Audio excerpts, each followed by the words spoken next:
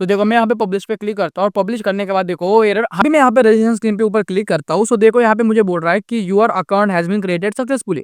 अभी मैं फिर से रजिस्टर के ऊपर क्लिक करता हूँ। तो देखो यहाँ पे दिखा रहा है this device already registered, try again. आप में से 75% लोग हमारे वीडियो से लर्निंग तो लेते हैं लेकिन सब्सक्राइब तक नहीं करते। अगर आपने कभी हमारे वीडियो से कुछ सीखा है ना, तो एक छोटा सा काम कर दीजिए, सब्सक्राइब का बटन दबा दीजिए प्लीज। यह हमारे चैनल के लिए आपकी सोच से कई ज्यादा मददगार है। जितना बड़ा अपना चैनल होगा वो क्वालिटी लर्निंग वाली पावरफुल वीडियो मैं आपके लिए लाता रहूंगा, तो प्लीज चैनल को सब्सक्राइब जरूर कीजिएगा। तो हेलो दोस्तों, आज के इस वीडियो में आपको बताऊंगा कि आप वन टाइम रजिस्ट्रेशन सिस्टम कैसे बना सकते हो ऑन कोडलर बिल्डर। हालांकि ये सब चीजें आप सेम टू सेम कॉपी करके नाइट्रो के ऊपर भी कर सकते हो। तो चलो मैं एक्चुअल में बताता हूँ कि हम क्या करने वाले हैं। तो देखो यहाँ पे जब भी यूजर एप्लीकेशन ओपन करेगा और एप्लीकेशन ओपन करने के बाद हम उसे रजिस्ट्रेशन स्क्रीन पे रीडायरेक्ट करेंगे। जब बंदा रजिस्टर करेगा तो डायरेक्टली होम स्क्रीन पे जाएगा, जैसे हमारे नॉर्मल रजिस्ट्रेशन सिस्टम रहती है वैसे। पर जब बंदा वो एप्लीकेशन अनइंस्टॉल करेगा और फिर से री इंस्टॉल करेगा, तो instead of redirecting to the registration और लॉगिन स्क्रीन, हम उसको डायरेक्टली होम स्क्रीन के ऊपर रीडायरेक्ट करेंगे। और उसके साथ साथ सेकंड वे में हम क्या करेंगे ना, जब बंदे को हम रजिस्ट्रेशन स्क्रीन पे लेके जाएंगे, हम देखेंगे कि उस बंदे ने उस डिवाइस से कोई रजिस्ट्रेशन किया है क्या नहीं। अगर उसने रजिस्ट्रेशन किया होगा तो उसे हम नीचे नोटिफायर दिखाएंगे कि आपका ये डिवाइस पहले से रजिस्टर है, तो आप फिर से रजिस्ट्रेशन नहीं कर सकते।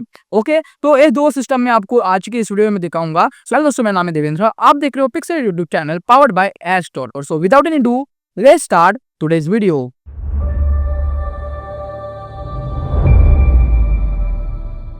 तो आज के इस वीडियो को हम दो पार्ट में डिवाइड करेंगे। तो पहले पार्ट में आपको फायरबेस सेटअप करके दिखाऊंगा और सेकंड पार्ट में हम एक्चुअली ऐप को डिजाइन करेंगे और कोड करेंगे, और जो भी कंडीशन मैंने आपको एक्स्ट्रा बताई थी तो उसके बारे में भी हम जानेंगे उस तीसरे पार्ट में। तो फर्स्ट पार्ट में जैसे मैंने आपको बताया था कि हम फायरबेस को सेटअप करेंगे, तो उसके लिए आपको firebase.com सर्च कर लेना है। और firebase.com सर्च करने के बाद अभी मेरा फिलहाल नया अकाउंट है, तो इसलिए आपको यहाँ पे क्लिक करना है, get started by setting up new project. तो यहाँ पे आपका प्रोजेक्ट का नाम देना है। सो मेरा देने के बाद आपको यहाँ पे चेक बॉक्स पे चेक करना है I accept the Firebase terms, और वो करने के बाद आपको कंटिन्यू पे क्लिक करना है। कंटिन्यू पे क्लिक करने के बाद फिर से आपको कंटिन्यू पे क्लिक करना है। कंटिन्यू पे क्लिक करने के बाद आपको यहाँ पे आपका लोकेशन सर्च करना है। सो यहाँ पे मैं इंडिया में रहता हूँ, सो आई विल सिलेक्ट इंडिया। फिर बाद में आपको यहाँ पे चेक बॉक्स चेक करना है। यहाँ पे उन्होंने लिखा है कि I accept the Google Analytics terms, and then आपको क्रिएट प्रोजेक्ट पे क्लिक करना है। क्रिएट प्रोजेक्ट पे क्लिक करने के बाद यहाँ पे कुछ टाइम लेगा और आपका यहाँ पे प्रोजेक्ट क्रिएट होगा। उस दौरान आपको क्या करना है, कोडलर के ऊपर ना एक नया प्रोजेक्ट बना लेना है। अगर आपको पता नहीं कि नया प्रोजेक्ट कैसे बनाना है, तो आपको बहुत ही बेसिक से वो चीजें जानना जरूरी है।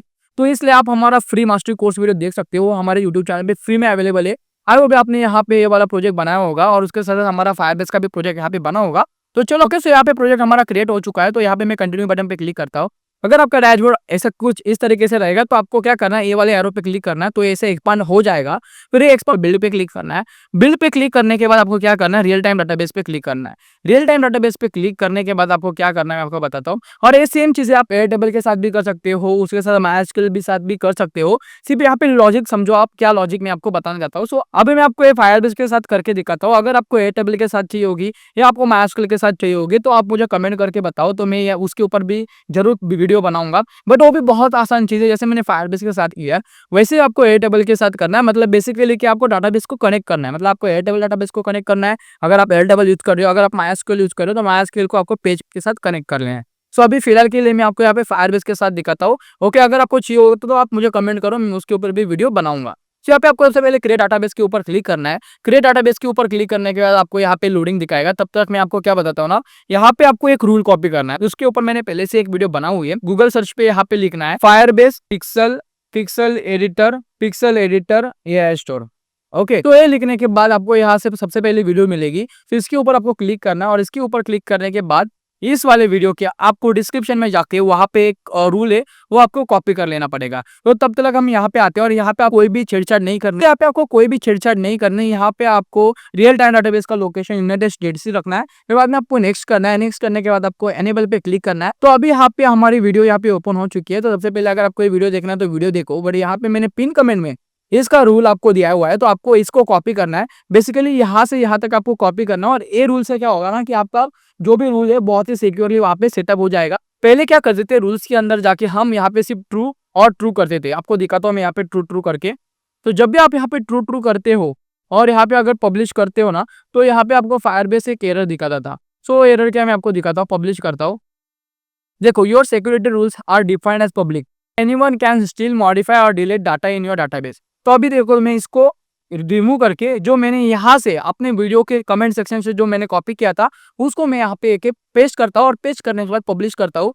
और जब मैं पब्लिश करूंगा तो आपको ये जो एरर आ रहा है वो नहीं आएगा। तो देखो मैं यहाँ पे पब्लिश पे क्लिक करता हूँ और पब्लिश करने के बाद देखो वो एरर हट गया। सबसे पहले यहाँ पे ऐसे ही इसको रख सकते हो, या फिर अगर आपके बहुत से प्रोजेक्ट बकेट रहेंगे तो आप यहाँ पे यूजर्स नाम का प्रोजेक्ट बकेट रख के टेस्ट वैल्यू डाल के यूजर करके प्रोजेक्ट बकेट पहले से क्रिएट करके रख सकते हो। बट अभी के लिए मेरे इसमें कुछ ज्यादा नहीं है तो इसलिए मैं इसको डिलीट करता हूँ और डिलीट करने के बाद इसी लिंक के अंदर में सारा डाटा यहाँ पे स्टोर करता हूँ। सो इसी तरीके से हमारा फायरबेस का सेटअप बहुत ही आसानी से कंप्लीट हो चुका है। बट उससे पहले हमें क्या चाहिए होगी ना, उसकी एपीआई की भी चाहिए होगी।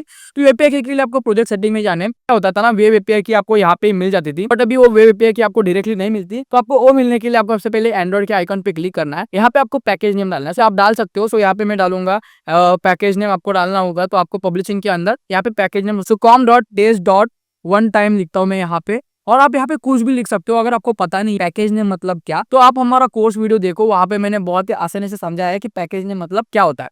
और तो फिर बाद में आपको यहाँ पे वो पैकेज नेम डालना है, और पैकेज नेम डालने के बाद आपको यहाँ पे सेकंड चीज बोल रहे हैं कि ऐप का निक नेम क्या है। सो यहाँ पे ऐप का nickname one time login लिख सकते हो, जो भी आपको लिखना हो। और अभी फिलहाल के लिए हम यहाँ पे गूगल साइन इन नहीं कर रहे, तो इसलिए यहाँ पे अगर आप SHA1 का नहीं दिया तभी भी आपको चलेगा। आपको सिर्फ अभी रजिस्टर ऐप के ऊपर क्लिक करना है, और रजिस्टर ऐप के ऊपर क्लिक करने के बाद यहाँ पे टाइम देगा, और टाइम लेने के बाद आपको यहाँ पे एक जेसन की गूगल सर्विस जेसन यहाँ पे प्रोवाइड की जाएगी। और वो प्रोवाइड करने का आपको इसको डाउनलोड करना है, और डाउनलोड करने के बाद इसको ओपन कर लेना है।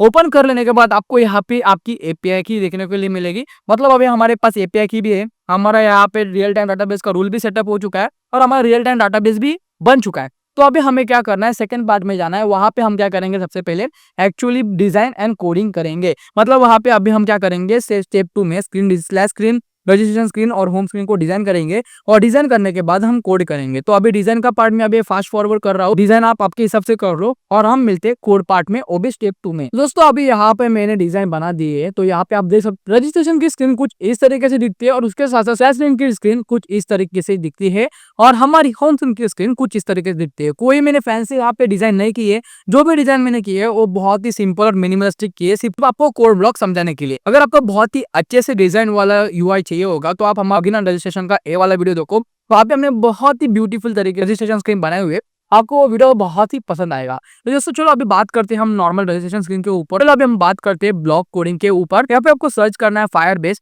और फायरबेस सर्च करने के बाद आपको यहाँ पे रैक करना है फायरबेस डाटाबेस का कंपोनेंट, और फिर बाद में आपको यहाँ पे पूछ रहा है फायरबेस टोकन। सो पहले से हमने यहाँ पे फायरबेस टोकन क्रिएट किया हुआ है, उसको हम करंट किए करते हैं। तो इसको कॉपी करना, कॉपी करने के बाद आपको यहाँ पे पेस्ट करना है। सो फायरबेस यूआरएल के अंदर आपको क्या करना है, आपको आ जाना है अपने फायरबेस के अंदर, और फायरबेस के अंदर जाने के बाद आपको बिल्ड के अंदर जाना है। बिल्ड के अंदर आने के बाद आपको फिर से आना है हमारे रियल टाइम डाटाबेस के अंदर, और रियल टाइम डाटाबेस के अंदर जाने के बाद आपको जो यूआरएल मिलेगी ना, ये वाली फर्स्ट वाली यूआरएल, उसको यहाँ पे आपको कॉपी करना है, और कॉपी करने के बाद आपको उसे यहाँ पे पेस्ट कर देना है। तो यहाँ पे आपको प्रोजेक्ट बकेट यहाँ पे एम्प्टी रखना है। के लिए मैं यहाँ पे ऐसे रख देता हूँ, और यहाँ पे रख देने के बाद आपको यहाँ पे इसको रीनेम कर देना है कि user database. Okay, user database करके आपको यहाँ पे इसको रख देना है, और इसको रखने के बाद आपको ब्लॉक सेक्शन में आना है। ब्लॉक सेक्शन में आने के बाद आपको यहाँ पे जब भी बटन क्लिक करेगा तो सबसे पहले आप यहाँ पे कंडीशन डालो अगर आपको डालनी है तो। पर यहाँ पे मैं बहुत ही शॉर्टकट से कंडीशन डालूंगा, क्योंकि हमारा यहाँ पे मेन मोटो है कि आपको वन टाइम रजिस्ट्रेशन सिस्टम सिखाना, ना कि आपको बहुत ही कंडीशन के साथ उसको सिखाना। लॉगिन और रजिस्ट्रेशन के ऊपर पहले से बहुत बना के रखा हो, वहाँ पे मैंने आपको यूआई डिजाइन भी बताई हुई है कि आप प्रॉपर यूआई डिजाइन बना सकते हो। उसके साथ साथ आप एक प्रॉपरली पूरा रजिस्ट्रेशन और लॉगिन सिस्टम कैसे बना सकते हो उसके ऊपर भी मैंने वीडियो बनाई हुई है। तो ये स्पेसिफिकली वीडियो हम वन टाइम रजिस्ट्रेशन सिस्टम के ऊपर है, तो प्लीज इस वीडियो को पूरा देखिए। तो यहाँ पे मैं डिजाइनर पे जाऊंगा, और डिजाइनर पे जाने के बाद यहाँ पे मैं एक नोटिफाई डालूंगा। और नोटिफायर क्यों, क्योंकि हमें क्या करना है, यहाँ पे नोटिफाई करना है अगर यूजर कोई भी फील्ड को एम्प्टी रखते हैं तो। यहाँ पे मैं बैकग्राउंड कलर को यहाँ पे व्हाइट रखूंगा, और यहाँ पे व्हाइट रखने के बाद यहाँ पे आपको लाइट टिम को ऑन करना, ऑन करने के बाद टेक्स्ट कलर को आपको ब्लैक करना है, और फिर बाद में आपको टाइटल कलर को भी आपको यहाँ पे ब्लैक कर लेना है बहुत ही आसानी से। फिर ब्लॉक्स में आना है। ब्लॉक्स में आने के बाद आपको मैं यहाँ पे बहुत फास्टली यहाँ पे कंडीशन डाल देता हूँ। So if enter full name is empty, तो इसके टेक्स्ट में जाके मैं यहाँ पे इसको डालूंगा, फिर बाद में देखूंगा ये एम्प्टी है, इफ इज एम्प्टी। फिर बाद में मैं देखूंगा इसको कॉपी करके पेस्ट करूंगा, बाद में इसको भी कॉपी करके मैं यहाँ पे पेस्ट करूंगा, और यहाँ पे मैं सिलेक्ट कर दूंगा नंबर, और बाद में इसको फिर से कॉपी करके पेस्ट कर दूंगा, और यहाँ पे सिलेक्ट कर दूंगा पासवर्ड। और यहाँ पे मैं और की कंडीशन डालूंगा, अगर इनमें से कौन सी भी नहीं, यहाँ पे मैं एंड करके कंडीशन डालूंगा, क्योंकि मुझे फास्ट फॉरवर्डली दिखाना है। अगर आपको चाहिए होगा तो आप एक एक कंडीशन भी यहाँ पे डाल सकते हो। फिलहाल हमारा प्रोसेस फास्ट होने के लिए मैं एक ही कंडीशन डाल रहा हूँ, और फुल नेम अगर एम्प्टी रहेगा, और उसके साथ साथ एंटर यूर ईमेल भी एम्प्टी रहेगा, और उसके साथ साथ यहाँ पे मैं और 2 बूलियन यहाँ पे ऐड कर दूंगा। यहाँ पे एंड की कंडीशन नहीं जाएगी, यहाँ पे और की कंडीशन जाएगी। ओके, मतलब अगर फुल नेम एम्प्टी रहेगा और अगर ईमेल एम्प्टी रहेगा, या फिर अगर मोबाइल नंबर यूजर ने एम्प्टी रखा है, या फिर यूजर ने पासवर्ड एम्प्टी रखा है, तो हम उसको इजीली यहाँ पे एरर शो करेंगे कि भाई आपको एम्प्टी नहीं रखना है। ओके, सो यहाँ पे मैं इसको डिलीट करूंगा। सॉरी, यहाँ पे आपको एंड नहीं लिखना है, यहाँ पे आपको और लिखना है। और बाद में मैं इसको एक्सटर्नल इनपुट में डाल के यहाँ पे मैं इसको कनेक्ट कर दूंगा। ओके, कनेक्ट करने के बाद बेसिकली वन टाइम रजिस्ट्रेशन से इसे कुछ देना घेना नहीं। इससे हम सिर्फ कंडीशन चेक कर रहे हैं कि यहाँ पे नेम यूजर ने एंटर किया हुआ है, या योर नंबर यूजर ने यहाँ पे एंटर किया है, या यहाँ पे यूजर ने पासवर्ड का एंटर किया है कि नहीं। मतलब कौन सी चीज अगर यूजर ने एंटर नहीं की होगी, मतलब कुछ लिखा नहीं होगा, तो हम उसे यहाँ पे मैसेज दिखाएंगे। वो मैसेज हमारा रहेगा प्लीज एंटर इनपुट। अगर यूजर यहाँ पे नाम भी दे देता है, नंबर भी दे देता है, ईमेल भी दे देता है और पासवर्ड भी दे देता है, तो अब हम क्या करेंगे, हमारा इन actual one time login system का सेटअप यहाँ पे चालू होगा। सबसे पहले यहाँ पे हमें डिवाइस आईडी चाहिए होगी, तो यहाँ पे मैं जाऊंगा और यहाँ पे डिवाइस करके यहाँ पे सर्च करूंगा। और डिवाइस सर्च करने के बाद डिवाइस शेड्यूल को मैं यहाँ पे ड्रॉप कर दूंगा। और ड्रॉप करने के बाद ब्लॉक्स के अंदर आऊंगा, और ब्लॉक्स के अंदर आने के बाद यूजर डाटाबेस के अंदर जाके हम यहाँ पे बेसिकली ब्लॉक सेटअप कर देते हैं। सो यहाँ पे देखो, हमें वन टाइम लॉगिन सिस्टम करनी है, तो बेसिकली उसके डिवाइस के ऊपर डिपेंड रहेगी, तो इसलिए हमें उस यूजर का डिवाइस भी चाहिए होगा। तो मैंने क्या यहाँ पे सोचा है कि हम उस यूजर के डिवाइस को हमारा प्रोजेक्ट बकेट बनाएंगे। तो उसके लिए हमें क्या करना है, यहाँ पे प्रोजेक्ट बकेट करके ब्लॉक यहाँ पे देखने के लिए मिलेगा, उसको यहाँ पे हमें ड्रॉप करना है। और प्रोजेक्ट बकेट के यहाँ पे हमें डिवाइस यूटिल के अंदर जाके यहाँ पे डिवाइस आईडी करके आपको ब्लॉक मिलेगा, सो उसको आपको ज्वाइन कर देना है। सो यहाँ पे आपको डिवाइस आईडी करके यहाँ पे ब्लॉक मिलेगा, देखो ये वाला ब्लॉक है, उसको आपको यहाँ पे ज्वाइन कर देना है। तब इससे मतलब क्या होगा ना कि आपके डिवाइस आईडी के अंदर एक वो प्रोजेक्ट बकेट होगा, वो उसके अंदर यूजर के सारे डिटेल सेव करेंगे। तो वही चीज हम कर रहे हैं, मैं आपको बताता हूँ करके। कभी यूजर डाटाबेस के अंदर जाना है, और यूजर डाटाबेस के अंदर हम क्या करेंगे, यहाँ पे वैल्यू को स्टोर करेंगे, और में हम टैग डालेंगे। यहाँ पे टैग रहेगा हमारा नेम, और नेम के अंदर जाके हम वैल्यू स्टोर करेंगे जो भी यूजर ने फुल नेम यहाँ पे दिया होगा वो। फिर बाद में हम इसको कॉपी करके जिसको हम डुप्लीकेट करेंगे, डुप्लीकेट करने के बाद हम यहाँ पे नंबर लिखेंगे, मोबाइल नंबर लिखेंगे। मोबाइल नंबर लिखने के बाद यहाँ पे हम एंटर मोबाइल नंबर को यहाँ पे हम ज्वाइन कर देंगे।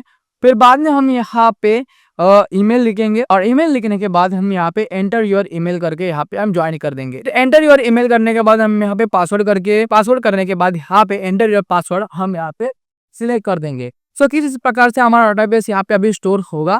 फिर बाद में हम यूजर को नोटिफाई करेंगे कि भाई योर अकाउंट क्रिएटेड सक्सेसफुली। हमारा नॉर्मल रजिस्ट्रेशन का जो भी सेटअप रहता है वो हमने यहाँ पे कंप्लीट किया हुआ है। तो अभी हम चेक करते हैं कि वन टाइम मतलब यूजर अगर ऐप इंस्टॉल करेगा, तो instead of redirecting to the registration screen, हम क्या करेंगे, उसको डायरेक्टली होम स्क्रीन पे रिडायरेक्ट करेंगे। तो यूजर पहली बार एप्लीकेशन इंस्टॉल कर रहा है उसके फोन के ऊपर, तो हम उसे रजिस्ट्रेशन स्क्रीन के ऊपर रिडायरेक्ट करेंगे। तो इसके ऊपर अभी हम बात करते हैं। तो इसके लिए आपको क्या करना है, सबसे पहले मैं आपको रजिस्ट्रेशन स्क्रीन यहाँ पे टेस्ट करके दिखाता हूँ, और रजिस्ट्रेशन क्लिक करती। सो यहाँ पे देखो, रजिस्ट्रेशन पे क्लिक करने के बाद यहाँ पे मुझे नोटिफिकेशन आया कि योर अकाउंट क्रिएटेड सक्सेसफुली। सो अगर हम फायरबेस ओपन करोगे तो आप देखो यहाँ पे हमारा जो भी यूजर का डाटा था वो हम यहाँ पे स्टोर हो चुका है। मतलब क्या है, हमारा नॉर्मल रजिस्ट्रेशन सिस्टम यहाँ पे कंप्लीट हो चुका है। अभी हम यहाँ पे वन टाइम रजिस्ट्रेशन सिस्टम को यहाँ पे इंप्लीमेंट करेंगे। तो उसके लिए हमें क्या करना है, सबसे पहले स्क्रीन वन यहाँ पे ओपन करनी है, और स्क्रीन वन ओपन करने के बाद फिर से यहाँ पे हमें फायरबेस डाटाबेस का यहाँ पे मैं कंपोनेंट ड्रैग कर लेता हूँ। कर लेने के बाद आपको यहाँ पे फायरबेस का टोकन देना है जो यहाँ पे हमने पहले से ही निकाला हुआ है। तो इसको हम यहाँ पे पेस्ट कर देंगे। इसको पेस्ट करने के बाद हमें फायरबेस की यूआरएल चाहिए होगी, तो वो भी हम कॉपी करके, तो कॉपी करने के बाद आपको आना यहाँ पे, और यहाँ पे उसको पेस्ट कर देनी है। और वहाँ पे पेस्ट करने के बाद आपको प्रोजेक्ट बकेट को यहाँ पे लग देना है एम्प्टी। आपको उसके साथ साथ और एक कंपोनेंट लगेगा, वो है डिवाइस का, डिवाइस यूटिलिटीज का, जो अभी हमने रिसेंटली रजिस्ट्रेशन स्क्रीन के ऊपर भी उसको ड्रैग किया था।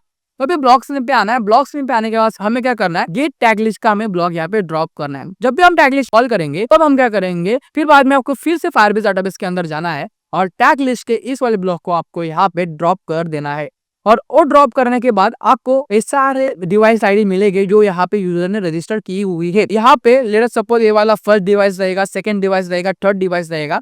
तो उसके लिस्ट में हम देखेंगे कि यूजर का जो डिवाइस है वो रजिस्टर है कि नहीं। तो कैसे देखेंगे, हम क्या करेंगे, लिस्ट के अंदर जाके हम चेक करेंगे इज लिस्ट इन थिंग, मतलब लिस्ट के अंदर हमारे फायरबेस के अंदर वैल्यू स्टोर हो चुकी है, जिस डिवाइस से यूजर एक्सेस कर रहा है वो डिवाइस आईडी एग्जिस्ट है कि नहीं। तो इस लिस्ट से हम क्या करेंगे, ए वाली थिंग को हम चेक करेंगे कि है कि नहीं। सो डिवाइस आईडी को हम यहाँ पे ज्वाइन कर देंगे। सो इसका मतलब क्या है, जो भी फायरबेस की प्रोजेक्ट लिस्ट है, सो इसको हम कहते हैं टैग लिस्ट। ओके, सो ये हो गई फर्स्ट टैग लिस्ट। उसके साथ साथ अगर दूसरा बंदा करेगा तो हो गया सेकंड टैग लिस्ट। पूरे टैग लिस्ट मतलब इस लिंक के अंदर की हम सारे टैग लिस्ट को हम कॉल कर रहे हैं, और उस लिस्ट के अंदर हम देख रहे हैं कि हमारे यूजर की डिवाइस आईडी तो इस वाले लिस्ट के अंदर है कि नहीं। अगर रहेगी तो हमें क्या करना है, अगर यूजर के अंदर वो सारी चीजें रहेगी तो हमें क्या करना है, अगर नहीं रहेगी तो हमें क्या करना है, यूजर को रजिस्ट्रेशन स्क्रीन के ऊपर रिडायरेक्ट करना है। मतलब यूजर पहले से रजिस्टर नहीं है तो हमें उसको रजिस्ट्रेशन स्क्रीन पे डालना पड़ेगा। तो इसलिए मैं यहाँ पे एल्स कंडीशन में यहाँ पे होम से लिख देता हूँ। अगर है तो हमें उसका डाटा भी चाहिए होगा, तो उसका डाटा चाहिए होगा, तो इसलिए हम क्या करेंगे, फायरबेस डाटाबेस के अंदर जाके यहाँ पे फायरबेस प्रोजेक्ट बकेट को सेट करेंगे। फॉर एग्जाम्पल के अंदर हमारी डिवाइस आईडी ए, मतलब हमारा प्रोजेक्ट बकेट ए हो गया। सो उसके अंदर के सारे डेटा को हमें कॉल करना है। प्रोजेक्ट बकेट के अंदर जाके मैंने डिवाइस आईडी लिखा और फिर बाद में यहाँ पे आके गेट वैल्यू करके ब्लॉक यहाँ पे मैं ड्रॉप कर दूंगा। ड्रॉप करने के बाद मैं यहाँ पे ईमेल करके लिखूंगा जो भी हमारा डाटा है। ओके, इसको मैं यहाँ पे सबसे पहले पेश करता हूँ। सो ईमेल को मैं यहाँ पे कॉल कर रहा हूँ। इस प्रोजेक्ट बकेट के अंदर जाके हम ईमेल के वैल्यू को कॉल करेंगे। फिर बाद में अगर आपको जो भी वैल्यू को कॉल करना है आप कर सकते हो। अगर आपको मोबाइल नंबर चाहिए आप मोबाइल नंबर यहाँ पे लिखो। ओके, फिर बाद में आपको अगर नेम चाहिए तो आप नेम भी लिख सकते हो, और अगर आपको यहाँ पे पासवर्ड चाहिए तो आप यहाँ पे पासवर्ड भी लिख सकते हो बहुत ही आराम से। जब भी वैल्यू मिलती है, मतलब गॉट वैल्यू का यहाँ पे आपको ब्लॉक से वैल्यू मिलेगी। मतलब जिस भी बंदे ने अगर रजिस्टर किया होगा तो उसका हमें नेम भी चाहिए, ईमेल आईडी भी चाहिए, मोबाइल नंबर भी चाहिए और पासवर्ड भी चाहिए। तो कैसे हमें मिलेगा, तो इसलिए हम यहाँ पे गॉट वैल्यू की तरफ से हम उसको चेक करेंगे। तो यहाँ पे हम चेक करेंगे कि इफ इन लॉजिक टैग के अंदर अगर ईमेल रहेगा तो अब हम उसके वैल्यू को लोकल डाटाबेस के अंदर स्टोर करेंगे। जो लोकल डाटाबेस रहेगा हमारा टाइनी डाटाबेस के अंदर में जाके यहाँ पे क्या करूंगा, स्टोर करूंगा वैल्यू को, और यहाँ पे इसको नाम रखूंगा ईमेल, और ईमेल के अंदर जो भी वैल्यू उसे हम स्टोर करेंगे। ओके, हो गया फर्स्ट चीज। सेकेंड चीज हम क्या करेंगे, मोबाइल नंबर पे जाएंगे। मोबाइल नंबर पे जाने के बाद मैं मोबाइल नंबर के वैल्यू को यहाँ पे स्टोर कर दूंगा। बहुत ही सिमिलरली मैं क्या करूंगा, यहाँ पे नेम के वैल्यू को कॉल करूंगा और उसको मैं स्टोर कर दूंगा। तो बहुत ही सिमिलरली मैं क्या करूंगा, यहाँ पे और पासवर्ड को भी कॉल करूंगा और पासवर्ड को भी मैं यहाँ पे स्टोर कर दूंगा। और स्टोर करने के बाद अभी ये हमारे लोकल स्टोरेज में, मतलब यूजर के मोबाइल के अंदर हमने जो भी ईमेल आईडी थी, मोबाइल नंबर था, नेम था और पासवर्ड था, उसको हमने स्टोर किया हुआ है। फिर बाद में हम इसको रिडायरेक्ट करेंगे होम स्क्रीन के ऊपर, क्योंकि हमें वन टाइम रजिस्ट्रेशन स्क्रीन करनी थी। उसके साथ साथ नॉर्मल रजिस्ट्रेशन स्क्रीन के अंदर आप क्या कर सकते हो ना, अलॉन्ग विद फायरबेस डाटाबेस आप उसको टाइनी डाटाबेस के अंदर भी आपको स्टोर करना पड़ेगा अगर आप स्क्रीन 1 के ऊपर उसको कर रहे हो तो। और यहाँ पे आने के बाद आपको फिर से टाइनी डाटाबेस के ऊपर जाना है और स्टोर करना है इसके अंदर भी वैल्यू। तो यहाँ पे आपको नेम के अंदर सिंपली यहाँ पे नेम के अंदर नेम स्टोर करना है। इस प्रकार से आपका one time registration system complete हो चुका है बहुत ही आसानी से। तो अभी हम थर्ड पार्ट के बारे में बात करते हैं। सो बहुत सारे यूजर्स रहते हैं, उनको क्या चाहिए होता है ना कि directly instead of redirect home screen कि यूजर को हम एरर शो कर रहे हैं कि आपका अकाउंट पहले से क्रिएट हो चुका है इस वाले डिवाइस के ऊपर। तो वो कैसे करेंगे, तो चलो जानते हैं। सो इसके लिए आपको क्या करना नहीं है, सबसे पहले यूजर डाटाबेस के ऊपर क्लिक करना है और सिमिलरली आपको गेट टैग लिस्ट को यहाँ पे कॉल कर लेना है। जैसे ही आपको गेट टैग लिस्ट मिलेगी, मतलब यूजर की टैग लिस्ट मिलेगी, गेट टैग लिस्ट के अंदर जाके ए वाले येलो ब्लॉक को आपको यहाँ पे ड्रॉप करना है। और ड्रॉप करने के बाद आपको यहाँ पे आना है कंट्रोल ब्लॉक के अंदर। कंट्रोल ब्लॉक के अंदर आने के बाद आपको इफ देन की कंडीशन यहाँ पे आपको डाल देनी है। और ये आने के बाद सिमिलर जैसे हमने स्क्रीन 1 पे ऊपर किया था वैसे आपको यहाँ पे करना है कि चेक करना है कि इज लिस्ट इन थिंग, मतलब वैल्यू की लिस्ट के अंदर यूजर ने जो भी यहाँ पे यूजर का जो भी डिवाइस आईडी है, जो भी डिवाइस आईडी था यूजर का, वो हम चेक कर रहे हैं कि इस वाले हमारे डाटाबेस के अंदर रजिस्टर्ड है कि नहीं। अगर रहेगा तो हम क्या करेंगे, यूजर को नोटिफाई कर देंगे कि भाई आपका अकाउंट पहले से ही रजिस्टर्ड है इस वाले डिवाइस से। तो यहाँ पे मैं यहाँ पे लिख लेता हूँ already created on device. Okay, और अगर बंदे ने यहाँ पे रजिस्टर नहीं होगा तो एल्स कंडीशन हम डाल के यहाँ पे इस वाले प्रोजेक्ट बकेट को जो भी हमने ब्लॉक सेटअप किया था वो हम यहाँ पे सेट कर देंगे। तो अभी यहाँ पे मैं आपको यहाँ पे डेमोन्स्ट्रेट करके दिखाता हूँ। सो सबसे पहले यहाँ पे एंटर फुल नेम, यहाँ पे आपको फुल नेम लिखना है। सो मैं यहाँ पे जो भी डिटेल्स है वो मैं यहाँ पे भर के ले रहा हूँ। यहाँ पे रजिस्टर के ऊपर क्लिक करता हूँ और रजिस्टर पे क्लिक करने के बाद यहाँ पे देखो हमें पॉपअप शो कर रहा है कि your account already on this device, क्योंकि यहाँ पे हमने पहले से अकाउंट हमारा क्रिएट किया था इस वाले डिवाइस के अंदर। सो अभी देखो मैं इसको डिलीट करता हूँ यहाँ से, और डिलीट करने के बाद फिर से इसको रजिस्टर करता हूँ तो यहाँ पे हमारा अकाउंट यहाँ पे क्रिएट हो जाएगा। तो अभी मैंने आपको रजिस्ट्रेशन करके दिखा रहा था तो नहीं हो रहा था, तो क्यों नहीं हो रहा था मैं आपको बताता हूँ। मेरे को इसका सॉल्यूशन मिला, क्योंकि जब भी आप डाटाबेस को ऊपर भी चीज करते हो तो उस डाटाबेस के ऊपर वो प्रोजेक्ट बकेट पहले से ही एग्जिस्ट होना चाहिए या फिर उसके अंदर डाटा पहले से ही होना चाहिए। तो इसलिए मैंने क्या किया, आपको यहाँ पे एक सैंपल डाटा यहाँ पे पेस्ट कर देना है जब भी आप डाटाबेस क्रिएट करोगे तब। कैसे करना है, जैसे मैंने पहले से आपको बताया था, आपको प्लस पे क्लिक करना है और यहाँ पे आपको कुछ भी आपको डालना है। सो यहाँ पे आप देव डाल सकते हो और की पे भी आप देव डाल के यहाँ पे वैल्यू देव डाल के यहाँ पे ऐड कर सकते हो। और जब भी आप करोगे और फिर बाद में वो चीज़ आप ट्राई करोगे तो आपका यहाँ पे रजिस्ट्रेशन सिस्टम यहाँ पे सक्सेसफुली कंप्लीट हो जाएगा। सो आपको मैं यहाँ पे डेमोन्स्ट्रेट करके दिखाता हूँ। सो देखो अभी मैं यहाँ पे रजिस्ट्रेशन स्क्रीन पे ऊपर क्लिक करता हूँ। सो देखो यहाँ पे मुझे बोल रहा है कि your account has been created successfully.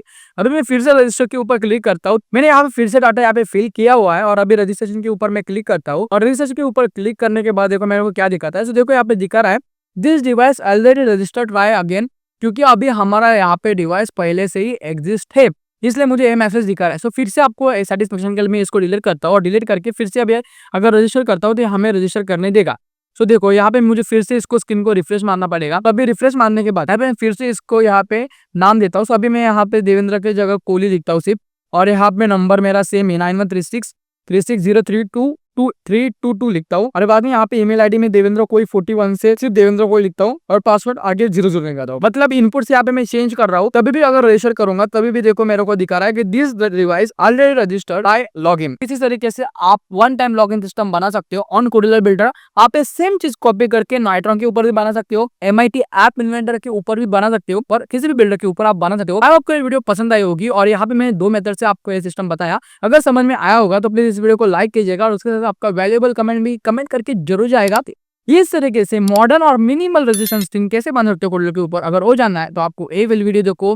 Till then be happy, keep coding.